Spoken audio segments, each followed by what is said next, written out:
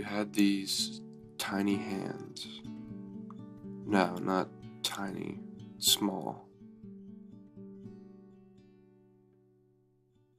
And they seemed to fold into each other almost perfectly. I'd see you when I'd walk home in the afternoon.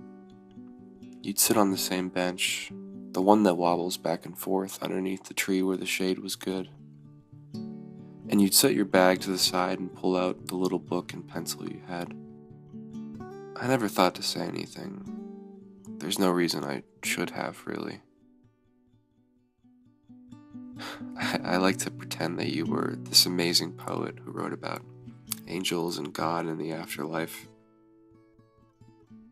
And you were friends with famous artists, and some of them were your lovers, but I wasn't jealous because I knew you didn't really love them. You didn't love anyone that way. We never met, you and I. We got close once, but only our shoulders brushed. I mumbled an apology, and you did too. Your shoulder felt bony and awkward, but I didn't mind. I just kept thinking about how your other shoulder might feel.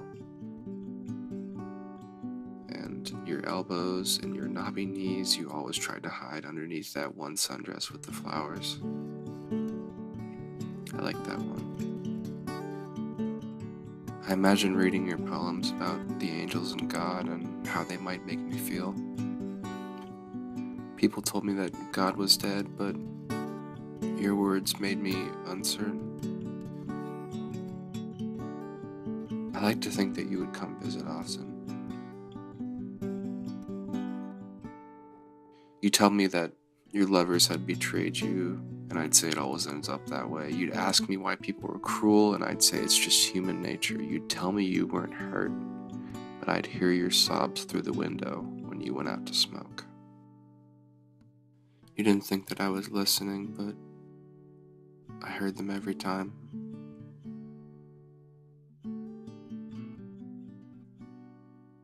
Sometimes I'd walk by and 2, 3, 4 days without you being there. And when you were, you would fidget and you wouldn't write much.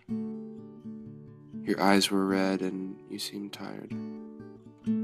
I think you had been crying again. You must have been. I should have said something. I really should have.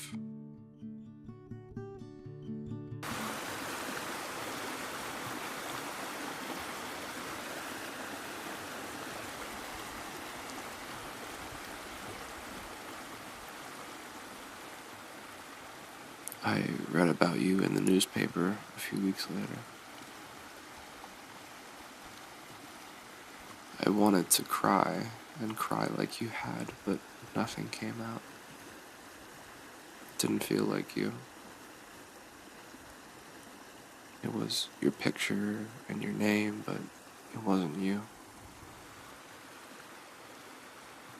I wouldn't have made a difference if we met. I may have made you laugh or smile, but those things don't last. You had a problem I couldn't solve. I would have been wrong for you. And you for me.